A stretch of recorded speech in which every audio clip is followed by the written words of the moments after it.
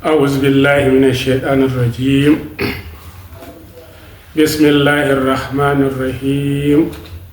الحمد لله رب العالمين، والصلاة والسلام على أشرف المرسلين وآله وصحبه والتابعين والتابعيهم ومن تبعهم بإحسان إلى يوم الدين. إنما الأعمال بالنيات وإنما لكل امرئ ما نوى.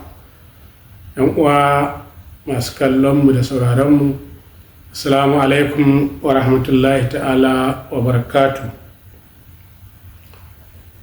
Barkanmu da saduwa a wannan lokaci mai albarka mai alkhairi,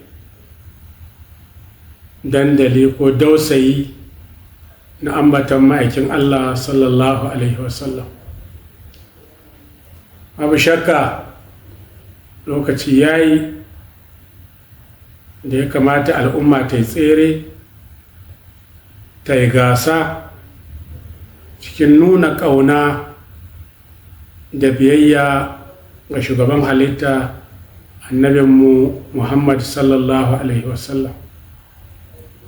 Irin lokuta wanda Allah subhanahu wa ta'ala yake ce mana wa tilkal ayyamu nudawilha bainan nasi, to babu shakka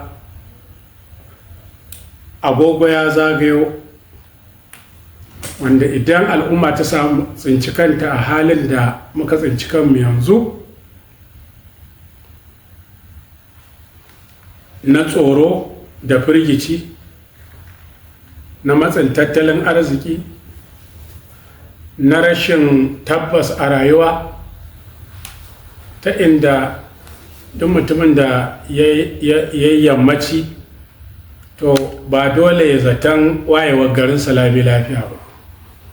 Haka wanda ya waye gari lafiya ba da tabbas na cewa zai yammaci lami lafiya. Lura da irin halin da ake ciki yanzu na la haula wala quwwata illa billahi al-aliyyil azim ne. Dabara ta kare wa kowa, wayo ya kare wa kowa, da mai nema da wanda ake nema sun yi rauni. Saboda haka irin wannan lokaci babu abin da ya wanice mu, babu abin da ya kamace mu face fakewa da shugaba sallallahu alaihi wasallam. Magabatanmu idan lokaci ya yi irin wannan, za a ɗauko salatittuka da cikin dala'ilul khairat ko waninsa, irin su alburda, hamziya, ɗaibatul gara, diwani, ahzab dai wanda suka ƙunshi yabo ga shugaba sallallahu alaihi wasallam, ashfa a fake da su don neman yayewa daga Allah subhanahu wa ta'ala. An su kuma su ɗauko alƙur'ani a taran ɗama shi ana kama ƙafa da shi domin a amsa ‘yar da Allah ya nuna mana cewa wa idzalamu anfusahum ja'uka fastaghfirullah واستغفر لهم الرسول لوجدوا الله توابا رحيما ولو انهم اذ ظلموا انفسهم جاءوك فاستغفروا الله واستغفر لهم الرسول لوجدوا الله توابا رحيما. Allah ya ba mu wannan yar ne ta cewa ga inda za a bi idan aka samu lokaci na rashin tabbas irin wannan, cewa da dai lokacin da al'umma ta zalunci kanta da saɓanni da rashin yawaita ambatan Allah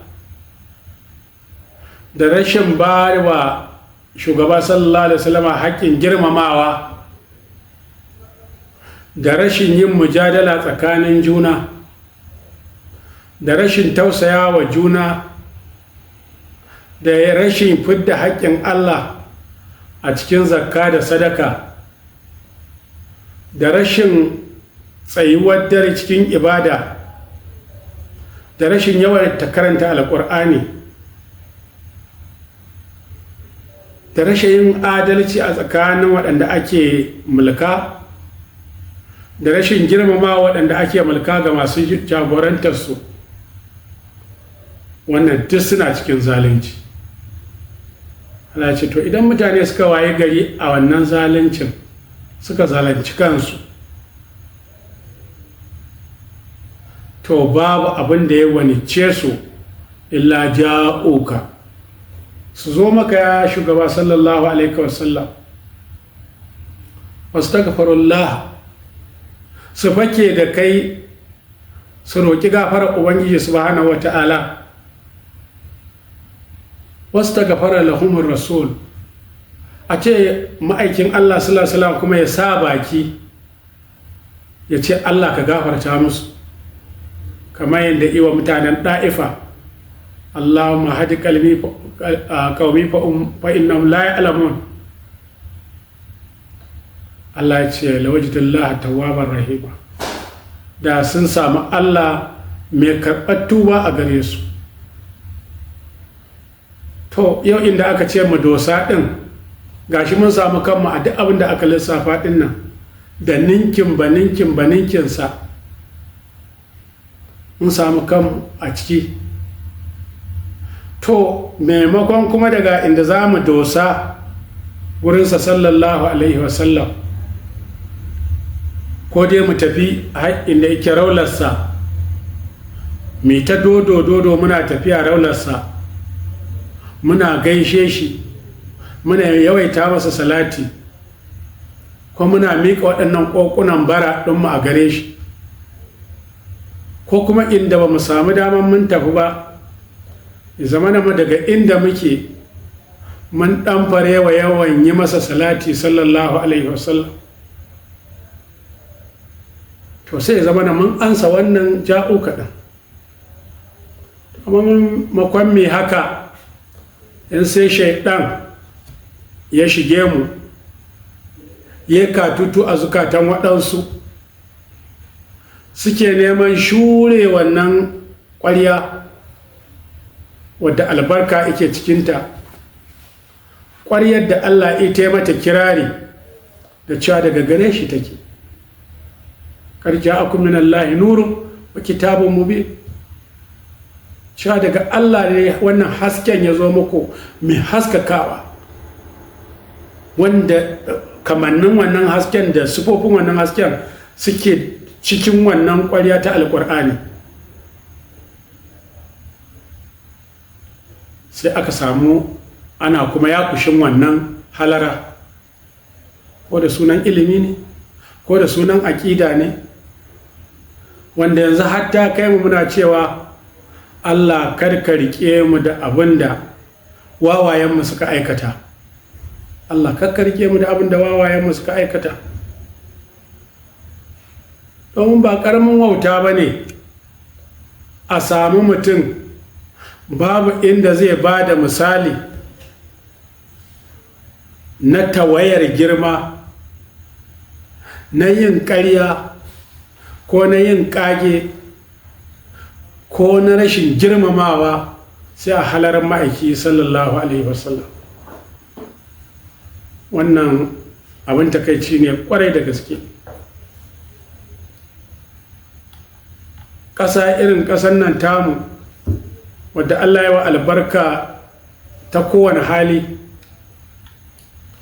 ƙasar noma ce, ƙasar arzikin ƙarƙashin ƙasa ce, ƙasa ce wadda aka tona can a ɗauko a ga mai, an tona can a ga zinare, an tona can a ga azurfa, in an shuka a nan abinci ya fito iri-iri.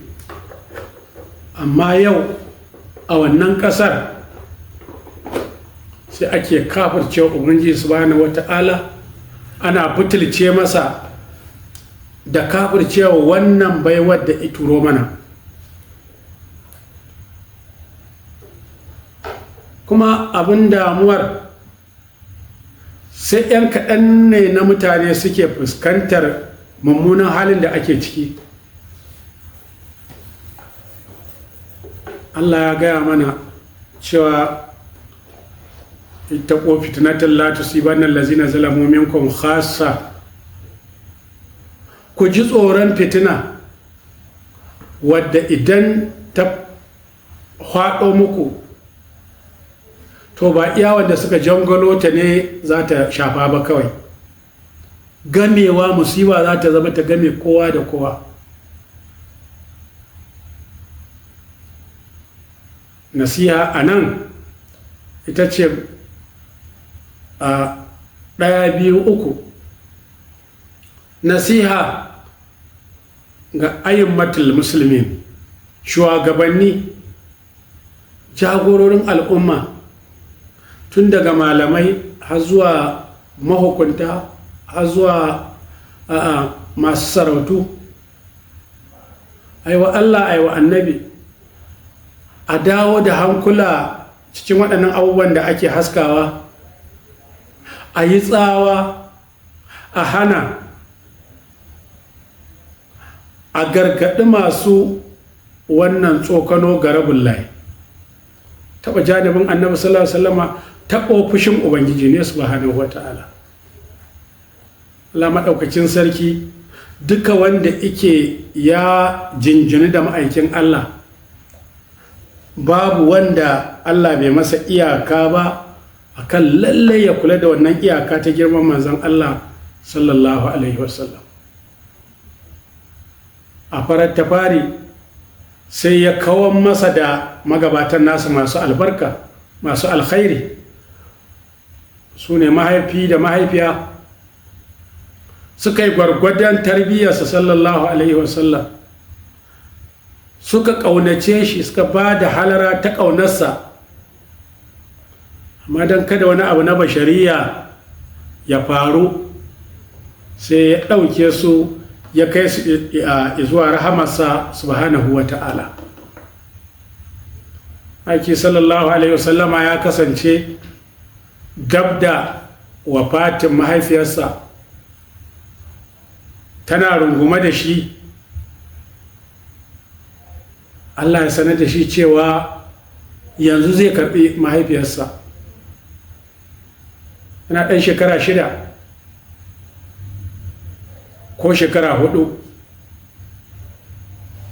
ya dubi mahaifiyar nan tasa, ya ce mata ya umma, ya umma, ya umma.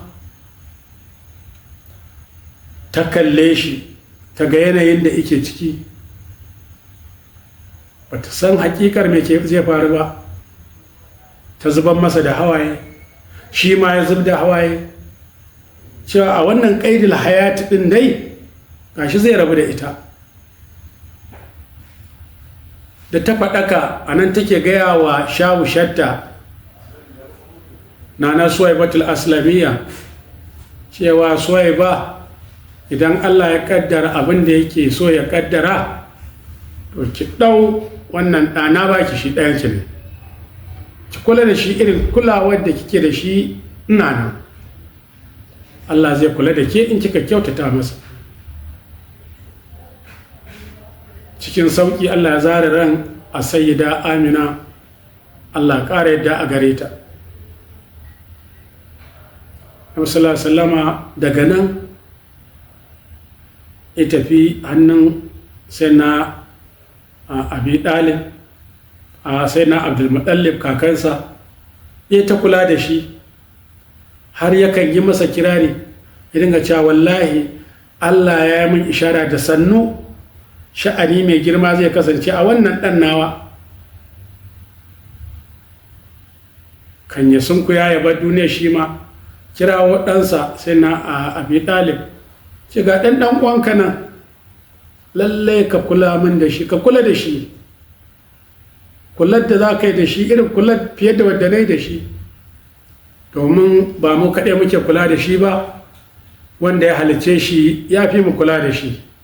To kar ka yadda mai kula da shi nan wanda yake Allahu rabbul alamina ya ga gajiyawanmu, ya ga sanyanmu a cikin kulawa da wannan babban halara ta wannan babban ɗana mu. Haka sai na Abi Talib ya ci gaba da